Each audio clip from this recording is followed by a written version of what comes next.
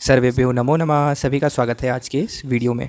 आज हम BA part 2 examination 2024 के लिए संस्कृत के सेकंड पेपर वैदिक साहित्यम गद्य साहित्यम अनुवादः व्याकरणम च के एक टॉपिक ईशावास्यो उपनिषद इसको देखेंगे।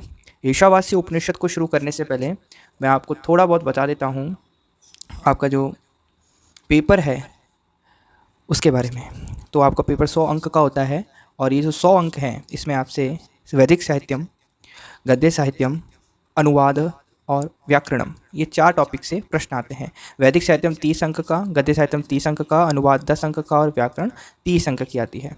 आज का जो अपना टॉपिक है वो है वैदिक साहित्यम। वैदिक साहित्यम 30 अंक का है और इसमें 20 नंबर का ऋग्वेद है और 10 नंबर का ईशावास्य उपनिषद है। तो आज हम ये जो ईशावास्य उपनिषद है इसको पढ़ने वाले हैं और जो कि 10 नंबर का है। ठीक है, तो ईशावास्य उपनिषद के बारे में मैं आपको थोड़ा बता देता हूँ। वेद हैं 4 वेदों में से जो यजुर्वेद है, यजुर्वेद के भी 2 भाग हैं, एक कृष्ण यजुर्वेद और एक शुक्ल यजुर्वेद। तो शुक्ल यजुर्वेद का जो 40वां अध्याय है उसको ईशावास्य उपनिषद के नाम से जाना जाता है। किसके नाम से जाना जाता है? ईशावास्य उपनिषद। और ये सबसे छोटा अध्याय है। इसमें कुल 18 श्लोक हैं। कितने श्लोक हैं? 18 श्लोक हैं।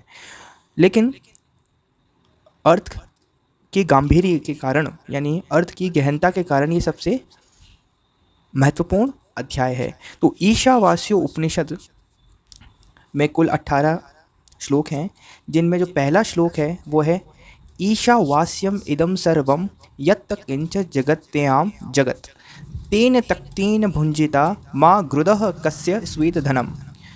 ईशा, ईशा मतलब होता है ईश्वर, वास्यम मतलब व्याप्त हैं, मतलब हर जगह हैं। इदम, इदम मतलब होता है यह, सर्वम मतलब समस्त सभी जगह, यत् किंच, यत् किंच मतलब यत् किम च, ये 3 शब्दों से मिलकर बना है। यत् किम च मतलब जो कुछ भी, जगत्याम, जगत्याम मतलब होता है अखिल ब्रह्मांड में, संपूर्ण ब्रह्मांड में। जगत, जगत मतलब होता है जड़ चेतन स्वरूप जगत है। जगत मतलब अपना संसार जो है, इसमें रहने वाले जड़ हो या चेतन, सभी के सभी तो जगत के अंदर आते हैं। तेन त्यक्तेन, तेन मतलब होता है उस ईश्वर को साथ रखते हुए, तेन मतलब उसको, तो उसको यानी ईश्वर को, त्यक्तेन, त्यक्तेन मतलब उस ईश्वर को साथ रखते हुए, त्यक्तेन यानी त्याग पूर्वक, भुंजिता भोगते रहो, भुंजिता मतलब भोगते रहो। माँ गृदह, ये एक शब्द है। माँ गृदह का मतलब होता है लालच मत करो। माँ मतलब नहीं, गृदह मतलब लालच, लालच मत करो। कस्य स्वीत धनम मतलब, कस्य स्वीत धनम मतलब किसका है, अर्थात किसी का भी नहीं है।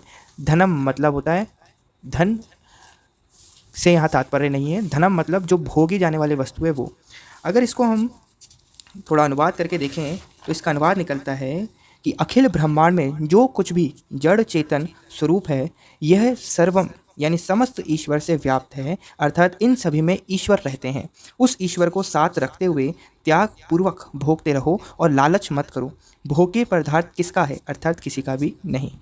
मतलब ये जो श्लोक है, ये मंत्र जो है, इसमें ये कहा गया है कि जो अखिल ब्रह्मांड है और इस ब्रह्मांड में जो कुछ भी है, चाहे वो जड़ हो या चेतन हो, सभी में ईश्वर रहते हैं, ईश्वर व्याप्त हैं, सदा सर्वत्र उन्हीं से परिपूर्ण है। जो भी यहाँ पर आपको दिखता है उन सब में ईश्वर है। संसार का कोई भी अंश उनसे रहित नहीं है। ठीक है, अतः उन ईश्वर को अपने साथ निरंतर रखते हुए, हमेशा रखते हुए, सदा सर्वदा उनका स्मरण करते हुए, उनको याद करते हुए, जगत में ममता और आसक्ति का त्याग करके, यानी किसी भी चीज़ से अटैच नहीं होना है, त्याग करके केवल कर्तव्य पालन के लिए, आपका कर्तव्य बनता है केवल उसके लिए ही विषयों का यथाविधि उपभोग करो।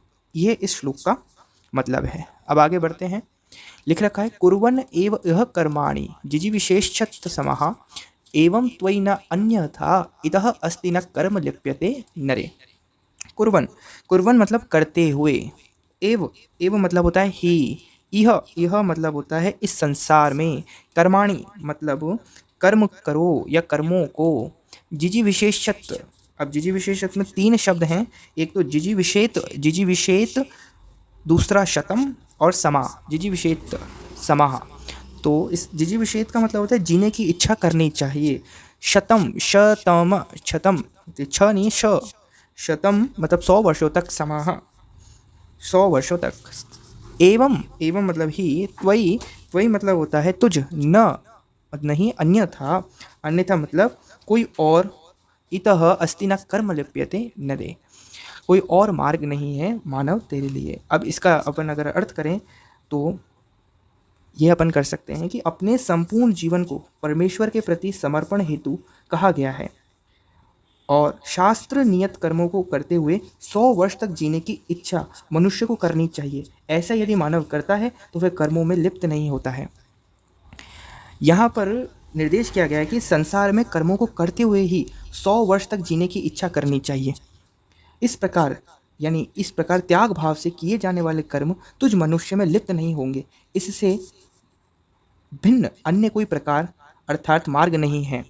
कर्मों से बचने का यहाँ पर मार्ग बताया हुआ है और इच्छा करनी भी है तो किस प्रकार की करनी है कि 100 वर्षों तक जीवित रहें हम। और 100 वर्ष का अगर आप देखें तो यहाँ पर जिजी विशेषत्व समाह यानी जीने की इच्छा करनी है 100 वर्षों तक। अब थोड़ा आगे बढ़ते हैं। आगे वाला जो श्लोक है वो है असूर्या नाम ते लोका अंधेन तमसा आवृता तांस्ते प्रत्यय अभिगच्छन्ति ये के च आत्महनः जनाः। अब यहाँ पर जो श्लोक है उन्हें मैंने तोड़ के लिख रखा है, मतलब इनका संधि विच्छेद करके मैंने इनको प्रस्तुत किया है। तो जब आप इनको मूल रूप में देखेंगे तो हो सकता है, या परीक्षा में आप देखेंगे तो हो सकता है ये संधि युक्त हों, तो वहाँ पर आपको कुछ ना कुछ कीवर्ड याद रखना है। ठीक है, तो मैं आपको बता देता हूँ। असूर्या नाम ते लोका अंधेन तमसा आवृता तांस्ते प्रते अभिगच्छन्ति ये के च आत्महनः जनाः। असूर्या, असूर्या का मतलब होता है असुरों के, नाम नाम मतलब प्रसिद्ध, ते मतलब वह सभी, लोक लोक मतलब होता है लोक हैं, अंधेन अंधकार से, तमसा आवृता, तमसा आवृता में दो शब्द हैं, तमसा मतलब अज्ञान और आवृता मतलब आच्छादित है, आच्छादित मतलब ढका हुआ है। तांस्ते, तांस्ते में भी दो एक शब्द हैं, तान मतलब उन्हीं भयंकर लोकों को, प्रत्यय अभिगच्छन्ति, प्रत्यय मतलब मरकर, ये जो प्रत्यय लिखा हुआ है प्रत्यय मतलब होता है मरकर, अभिगच्छन्ति बार बार प्राप्त होते हैं, ये केच जो कोई भी, आत्महनः जनाः जो कोई भी आत्मा की हत्या करने वाले, जनाः यानी मनुष्य हैं। तात्पर्य क्या है कि असूर्य यानी असुरों के प्रसिद्ध लोक हैं, असुरों के प्रसिद्ध लोक हैं, वे सभी अज्ञान तथा दुख क्लेश रूप महान अंधकार से आच्छादित हैं, ढके हुए हैं। किससे ढके हुए हैं? अज्ञान से और दुख से। कौन ढके हुए हैं? असुरों के प्रसिद्ध लोक, असुरों के लोक, लोक मतलब जगह जहाँ पर असुर निवास करते हैं, वो किससे ढके हुए हैं? अज्ञान से ढके हुए हैं और दुख और क्लेश से ढके हुए हैं और अंधकार से ढके हुए हैं। जो कोई भी आत्मा की हत्या करने वाले मनुष्य हैं, यानी जो आत्महत्या करते हैं, आत्मा की हत्या करते हैं। अब यहाँ पर आप इसको सुइसाइड से मत ले लीजिएगा, जैसे सुइसाइड कर लेते हैं वो तो एक आत्महत्या है ही, लेकिन एक आत्महत्या वो भी होती है कि जब अपन कोई गलत कार्य करते हैं तो आत्मा अंदर से आपको एक संदेश देती है कि ये कार्य मत कर, लेकिन जब अपन उस कार्य को करते हैं तब हमने आत्मा की हत्या कर दी। और इसी प्रकार से जब हम मरने भी जाते हैं, कोई सुसाइड भी करता है तो वो आत्मा की हत्या करता है, क्योंकि आत्मा कभी भी आपको इस प्रकार के गलत कार्य को करने नहीं देगी, तो वहाँ पर आप उसकी आत्मा की हत्या करते हैं, देन सुसाइड करते हैं। तो ऐसे लोगों का क्या होता है? तो आसुर्या नामते लोका अंधेन तमसा आवृताः तांस्ते प्रेत्य अभिगच्छन्ति ये के च आत्महना जनाः। प्रेत्य अभिगच्छन्ति, जो मरते हैं, जब वो मर जाते हैं तो वो क्या होते हैं? वे मरकर उन्हीं भयंकर लोगों को बार बार प्राप्त होते हैं। वो जो असुर जहाँ रहते हैं, ये लोग जो आत्मा की हत्या करते हैं, अभिगच्छन्ति ये के च आत्मा, या अभिगच्छन्ति यानी बार बार जाते हैं। कहाँ? तांस्ते प्रेत्य मतलब उन मरे हुए लोगों, वो जो असुर जहाँ रहते हैं वहाँ जाते हैं। आगे बढ़ते हैं। लिखा है अनेजत एकम मनसो जबियो न एनत न देवा आपनुवन पूर्वम अर्षत तत धावतो अन्यान अत्यति तिष्ठत तस्मिन् अपः मातृष्वा ददाति। अनेजत, अनेजत मतलब होता है न एजत, अनेजत यानी न एजत, एजत, एजत का मतलब होता है चलने वाला। तो न एजत का मतलब क्या हो गया? जो चलता नहीं है, यानी चलन और कंपन से रहित, यानी अचल, जो चल नहीं सकता। एकम यानी एक। मनसो, मनसो मूल शब्द है मनसह, मनसो मतलब मन से। जवियो, जवियो मतलब होता है अधिक वेग वाला, यानी जो बहुत तेज दौड़ सकता है उसे हम जवियो कहते हैं संस्कृत में। न एनत मतलब जो चल नहीं सकता, एनत। न एनत मतलब, एनत मतलब होता है इस परमेश्वर को, न मतलब नहीं, एनत मतलब इस परमेश्वर को, देवा आपनुवन, देवा, देवा के दो अर्थ यहाँ ले सकते हैं। एक तो देवगण मतलब जो इंद्र आदि हैं वो देवगण, और दूसरा होता है इंद्रियां। तो न एनत देवा आपनुवन, आपनुवन का मतलब पा सकते हैं, आपनुवन का मतलब होता है पा सकते हैं। पूर्वम, पूर्व मतलब सबसे आदि या प्राचीन। अर्षत, अर्षत का मतलब होता है ज्ञान स्वरूप। तत् धावतो, वह धावतो यानी दौड़ते हुए, अन्यान दूसरों को, अत्येति अतिक्रमण कर आगे चला जाता है, तिष्ठत स्थिर रहने वाला, तस्मिन उसमें, अपह यानी जल वर्षा आदि क्रिया, मातरिश्वा प्राणवायु या वायु आदि देवता, ददाती धारण करता है। अब इसका एक बार अर्थ देख लें तो यह है कि वह एक अचल मतलब चल नहीं सकता, सबसे पुराना, स्फूर्ति प्रदान करने वाला, मन से भी अधिक वेगवान है, तीव्र गति से युक्त है। इंद्रादि देवता अथवा इंद्रियां उसे प्राप्त नहीं करती। उस आत्मा ने इंद्रियों को पीछे छोड़ रखा है। दौड़ने वाले दूसरों को वह स्थिर रहकर भी यानी बैठे रहकर भी दौड़ में पीछे छोड़ जाता है। उसके रहते हुए ही अर्थात उसी की सत्ता शक्ति से वायु आदि देवता जल वर्षा आदि क्रिया संपादन करने में समर्थ होते हैं। यहाँ पर ईश्वर कैसे हैं, ईश्वर के स्वरूप का वर्णन किया गया है। कहा गया है कि सर्वशक्तिमान परमेश्वर के संदर्भ में वर्णन किया गया है कि परमेश्वर को अचल एवं मन से भी अधिक तीव्र वेग युक्त बतलाया गया है। यहाँ पर विरोधाभास है, अगर आप ध्यान से समझ पा रहे हैं तो। परमेश्वर को अचल यानी वो चल नहीं सकते, एवं मन से भी अधिक तीव्र वेग युक्त बतलाया गया है, यानी वो चल नहीं सकते पहली बात, और दूसरी बात कि वो इतने तेज हैं, इतने तेज हैं कि मन की जो स्पीड होती है, मन का जो वेग होता है उससे भी तीव्र है वो। तो विरोधाभास है कि नहीं है। अनेक देकम मनसो जीवयो, परमेश्वर के संदर्भ में कहा गया है कि वे चलते भी हैं और नहीं भी चलते। एक ही काल में परस्पर विरोधी भाव, गुण तथा क्रिया जिनमें रह सकती है वे ही परमेश्वर हैं। परमेश्वर कौन है, जिनमें एक ही समय पे दोनों चीज़ें हों और दोनों एक ही चीज़ ना हो, दोनों विरोधाभासी हों। जैसे कि भगवान चल भी सकते हैं और नहीं भी चल सकते, तो ये ईश्वर के गुण हैं, यहाँ बताया गया है। आगे बढ़ते हैं। तत् एजति तत् न एजति, तत् दूरे तत् उ अंतिके, तत् अंतः अस्य सर्वस्य, तत् उ सर्वस्य अस्य बाह्यतः। ध्यान से समझिएगा, लिख रखा है तत् एजति। अब आपको यहाँ पर इसको तदेजति लिखा होगा, और ये पूरा का पूरा ऐसे लिखा होगा, तदेजति तनई जति तद दूरे तद्वंतके तदरंतस्य सर्वस्य तदु सर्वस्यास्य बाह्यतः। ये कुछ इस तरीके से लिखा होगा, लेकिन मैंने इसको पूरा अलग अलग करके संधि विच्छेद कर दिया है ताकि मैं आपको एक एक शब्द का अर्थ बता सकूं। तो तत् मतलब यहाँ पर जितनी बार भी तत् आ रहा है, तत् का मतलब है वह, ठीक है, तो मैं बार बार नहीं बताऊंगा। एजति, एजति का मतलब आप समझिए, एजति मतलब अभी पहले भी बताया था मैंने, गति करता है जो, या जो गतिशील है, जो चल सकता है। न एजति मतलब जो नहीं चल सकता, न एजति मतलब जो नहीं चल सकता। दूरे, दूरे मतलब तत् दूरे, तत् दूरे का अर्थ है वह जो दूर है। तत् उ अंतिके, उ यहाँ पर उ का मतलब होता है वस्तुतः, रियलिटी, रियली अपन बोलते हैं ना इंग्लिश में रियली, तो संस्कृत में उ कहते हैं और हिंदी में वस्तुतः। अंतिके, अंतिके, अंतिके का मतलब होता है समीप है, पास में है। तत् अंतः, वह अंतः, अंतः मतलब भीतर है, अंतः यानी भीतर, अंदर, इंटरनल।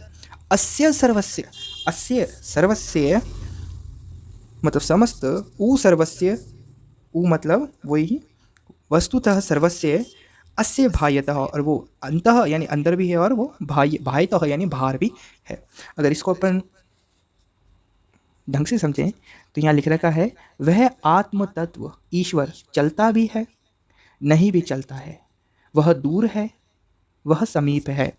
अज्ञानियों के लिए वह बहुत दूर है, अर्थात अज्ञानियों को वह दिख नहीं पड़ता, और ज्ञानियों के लिए अति निकट है, यानी बहुत पास है। वह इस विश्व के भीतर है, ये जो पूरा विश्व है इसके भीतर है, और इस सब के बाहर है। इस प्रकार विरोधी भावों से युक्त उसकी सत्ता है, उसकी शक्ति है। मैंने आपको एक एक शब्द का अर्थ इसलिए बताया कि आप इसको, जब भी मैं अर्थ बताऊं इसका पूरा एक साथ कंक्लूड करूं, तब आपको जो मैंने शब्दार्थ बताए हैं आप उनकी तरफ ध्यान दीजिएगा। अब अपन आगे बढ़ते हैं। यह तु सर्वाणि भूतानि आत्मनि एव अनुपश्यति सर्वभूतेषु च आत्मानं ततो न विजुगुप्सते। तो यहाँ पर लिख रखा है यह मतलब होता है जो, तू मतलब वास्तव में, सर्वाणि संपूर्ण या सभी, भूतानि प्राणियों को,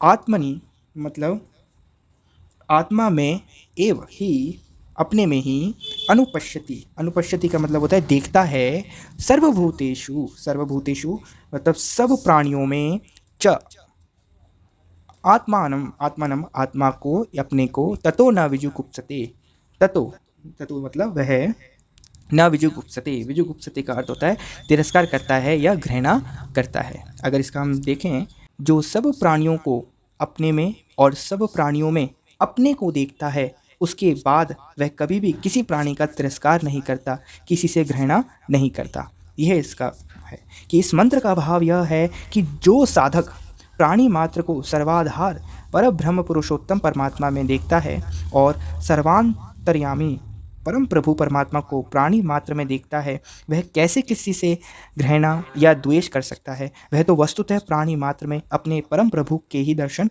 करता है तथा मन ही मन सबको प्रणाम करता है, यथा सब की सब प्रकार से सेवा करना और उन्हें सुख पहुंचाना चाहता है। यह श्लोक का अर्थ था। आगे बढ़ते हैं और आगे है, यस्मिन् सर्वाणि भूतानि आत्मा एव अभूत विजानतः तत्र को मोह कह शोक एकत्वम अनुपश्यतः। यस्मिन् मतलब जिस स्थिति में, भुजान्तः भली भांति जानते हुए का, सर्वाणि सब, भूतानि प्राणी, आत्मा एकमात्र पर ब्रह्म परमात्मा का स्वरूप, एव मतलब ही, अभूत हुआ या हो जाते हैं, तत्र मतलब उस अवस्था में, एकत्वम, एकत्व मतलब एकता का, अर्थात एकमात्र पर ब्रह्म परमात्मा का, अनुपश्यतः देखते हुए का, कह मतलब क्या, मोह मतलब मोह, कह मतलब क्या, शोक मतलब शोक या दुख। तो अब इसका मतलब समझते हैं। इसमें बताया क्या गया है कि वह पुरुष वस्तुतः शोक और मोह की, मतलब एकात्मदर्शी पुरुष की स्थिति का विवेचन किया गया है। मतलब जो आत्मा से एकता का भाव रखता है, यानी आत्मा और खुद को एक जैसा समझता है, उसके भाव की, उसकी स्थिति की बारे में बताया गया है कि वह पुरुष वस्तुतः शोक और मोह की स्थिति से ऊपर उठ जाता है, यानी दुख और जो मोह है उसकी स्थिति से ऊपर उठ जाता है। जिस स्थिति में परब्रह्म परमेश्वर को भली भांति जानने वाले महापुरुष के अनुभव में संपूर्ण प्राणी एकमात्र परमात्मा स्वरूप ही हो चुकते हैं, उस अवस्था में उस एकमात्र परमेश्वर का निरंतर साक्षात करने वाले, साक्षात मतलब उनसे मिलने वाले पुरुष के लिए कौन सा मोह रह जाता है और कौन सा शोक। वस्तुतः वह शोक मोह से सर्वथा रहित आनंद परिपूर्ण हो जाता है। मतलब जो मनुष्य भगवान से जब चाहे जब मिल लेता है, तो इस स्थिति में जब चाहे वो देख लेता है भगवान को, तो इस स्थिति में उसके लिए कुछ भी दुख या कुछ भी जो मोह है वो नहीं रहता। इससे पहले वाले श्लोक में बताया गया है इस विषय के अंतर्गत, और इसको यहाँ पर विस्तार दिया गया है। अब आगे बढ़ते हैं। सपरे गात शुक्रम अकायम अवर्णम अस्नाविनम शुद्धम अपाप विद्धम कवि ही मनीषी परिभू स्वयंभू यथा तथ्यतो अर्थान विदधात शाश्वतीभ्य समाभ्यो। यहाँ है सह मतलब वह महापुरुष, परेगात, परेगात का मतलब होता है चारों ओर गया हुआ, चारों ओर गया हुआ, शुक्रम मतलब तेजस्वी, अकायम, अकायम मतलब देह रहित, अ मतलब नहीं, कायम मतलब होता है देह है, शरीर, इसका शरीर नहीं है, अव्रणम, अव्रणम का मतलब घाव रहित, जिसमें घाव नहीं हो सकते, अस्नाविनम, अस्नाविनम का मतलब होता है स्नायु रहित, स्नायु मतलब होता है मांसपेशियां, मसल्स, मतलब जिसकी स्नायु नहीं है, जिसकी मांसपेशियां नहीं है, शुद्धम, शुद्धम मतलब होता है भव्य परमानंद, अपाप विद्धम, अपाप विद्धम का मतलब होता है निष्पाप, जिसने कोई पाप ना किया हो, कवि ही, कवि ही मतलब क्रांतदर्शी, जैसे अपन ट्रांसपेरेंट कहते हैं, पारदर्शी कहते हैं, जिसके आर पार देखा जा सकता है, उसे कवि ही, मनीषी मतलब सर्वज्ञ, जो सब कुछ जानता है, परिभू सब और होने वाला, मतलब जो सभी जगह है, स्वयंभू, स्वयंभू यानी कि अपनी इच्छा से प्रकट होने वाला, जहाँ चाहे वहाँ प्रकट हो जाए, स्वयंभू, यथा तथ्यतो, यथा तथ्यतो का मतलब होता है सब प्राणियों के कर्मानुसार यथा योग्य, है ना, जितने भी प्राणी हैं उनके कर्मानुसार यथा योग्य अर्थान समस्त पदार्थों की व्यदधात रचना की है। शाश्वतीभ्य अनादिकाल से चला आने वाला है, समाभ्य वर्षों से। अब इसका अगर हिंदी अनुवाद देखें तो यहाँ पर फिर से परब्रह्म के स्वरूप का विवेचन किया गया है कि जो परब्रह्म हैं, जो परमेश्वर हैं, उनका स्वरूप कैसा है। तो यहाँ लिख रखा है कि वह ईश्वर शुभ अशुभ कर्म जनित प्राकृत सूक्ष्म देह तथा पांच भौतिक अस्थि शिरा मांसादि में क्षण विकार युक्त स्थूल देह से रहित छिद्र रहित दिव्य शुद्ध सच्चिदानंद घन है, जो पारदर्शी सर्वदृष्टा हैं, सर्वज्ञ सबको अपने नियंत्रण में रखने वाला सर्वाधिपति है, जो स्वेच्छा से प्रकट होने वाला है तथा जो सनातन काल से सब प्राणियों के लिए उनके कर्मानुसार समस्त पदार्थों की यथा योग्य रचना और विभाग व्यवस्था करता आया है। यहाँ पर परमेश्वर के स्वरूप का वर्णन किया गया है। चलिए अब आगे बढ़ते हैं और ये अंतिम श्लोक है। आज के इस वीडियो में हम 9 मंत्रों का अध्ययन करेंगे। बाकी सेकंड वीडियो के अंदर बाकी जो शेष मंत्र हैं उनका अध्ययन करेंगे। अनघम अंधम या अंधः है ये, अंधम तमः प्रविशन्ति ये अविद्याम उपासते ततो भूय इव ते तमो य उ विद्याया रतः। ये अंधम का अर्थ होता है प्रगाढ़ या अज्ञान स्वरूप। अज्ञान स्वरूप तमः घोर, तमः मतलब घोर अंधकार में प्रविशन्ति यानी प्रविष्ट होते हैं। ये जो मनुष्य विद्यायाम अविद्याम का मतलब होता है सृष्टि विद्या या भौतिक विद्या की। भौतिक विद्या का मतलब क्या होता है? जो विद्या स्कूल में हमने ली है, जो विद्या हम कॉलेज में लेते हैं और जो विद्या हम इस संसार में लेते हैं, जिससे हम अपना जीवन का उपार्जन करते हैं, उस सभी विद्या को अविद्या कहते हैं। हम बोलते जरूर हैं विद्यालय, लेकिन वो विद्यालय नहीं होता, वो अविद्यालय होता है। ठीक है, तो ईशावास्य उपनिषद क्या कहता है इस विषय में? अविद्याम का मतलब होता है भौतिक विद्या। उपासते मतलब उपासना करते हैं। ततो मतलब उससे भूय इव यानी अधिकतर ते मतलब वह मनुष्य तमो यानी अंधकार में उ विद्या रतः मतलब रत होते हैं। रतः मतलब रत हैं या तल्लीन हैं। ठीक है, अब इसका मतलब अगर हम देखें तो पाएंगे कि इस उपनिषद के 9वें मंत्र से लेकर 13वें मंत्र तक उन साधनों का वर्णन किया गया है जिनके द्वारा ब्रह्म ज्ञान प्राप्त किया जा सकता है। अगर किसी को ब्रह्म ज्ञान प्राप्त करना हो तो ईशावास्य उपनिषद के 9वें मंत्र से लेकर 13वें मंत्र तक इसी विषय में बात की गई है। तो ये पहला मंत्र है, इसके बाद के जो मंत्र अपन कल पढ़ेंगे। प्रस्तुत मंत्र में विद्या एवं अविद्या की उपासना के फल को प्रतिपादित किया गया है कि जो मनुष्य विद्या की उपासना करता है, उसको पढ़ता है, उसको समझता है, उसका अध्ययन करता है, उसको पाने की इच्छा रखता है, उसका क्या फल होता है, और जो अविद्या को पढ़ता है, समझता है, अध्ययन करता है, उसका क्या फल होता है। तो यहाँ पर लिखा है जो मनुष्य केवल सृष्टि विद्या यानी भौतिक विज्ञान की ही उपासना करते हैं, अर्थात भोगों में आसक्त होकर उनकी प्राप्ति के साधन रूप अविद्या का विविध प्रकार के कर्मों का अनुष्ठान करते हैं, वे उन कर्मों के फल स्वरूप अज्ञानांधकार से परिपूर्ण विविध योनियों और भोगों को ही प्राप्त होते हैं, तथा जो मिथ्या ज्ञानी बनकर अपने पर विद्या का अर्थात ज्ञान का मिथ्या आरोप करके कर्तव्य कर्मों का परित्याग कर देते हैं तथा मनमाना दुराचरण आदि करने लगते हैं, ऐसे मिथ्या ज्ञानाभिमानी उनसे भी अधिक घोर नरकों की यातनाएं सहते हैं।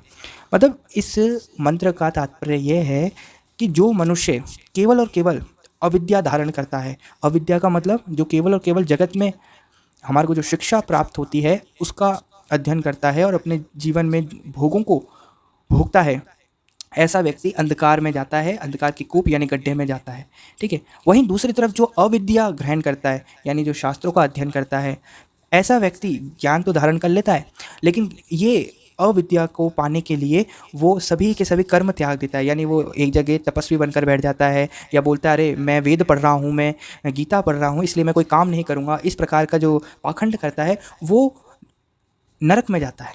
यानी वो अंधकार जो अविद्या को धारण कर रहा था वो तो सिर्फ अंधकार के कूप यानी गड्ढे में जा रहा था, लेकिन ऐसा व्यक्ति तो कहाँ जाता है जो अविद्या को इस प्रकार से ग्रहण करता है और कर्मों का त्याग कर देता है। तो ऐसा व्यक्ति तो और भी बदतर स्थिति होती है उसकी और वो नरक में जाता है। तो यहाँ हमने पहली वीडियो में काम कर लिया है और 9 श्लोकों को हमने पढ़ लिया है। आगे के श्लोकों पर हम आगे चर्चा करेंगे। वीडियो पसंद आई तो वीडियो को लाइक करें और चैनल को सब्सक्राइब करें। धन्यवाद।